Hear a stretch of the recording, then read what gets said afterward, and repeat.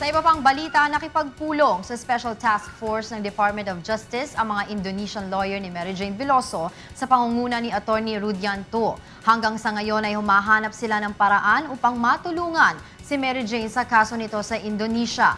Magdadala ng kopya ng affidavit at iba pang ebidensya ang abogado na posibleng magamit sa kanilang apela sa kaso nito. Naniniwala ang Indonesian lawyer na posible pang mapababa ang parusang kamatayan kay Mary Jane. I come here just to try to find out the way how to help Mary Jane. We just try to find out the real story, what happened in KL when Sergio recruit her to KL and then send her to Jakarta, to Indonesia.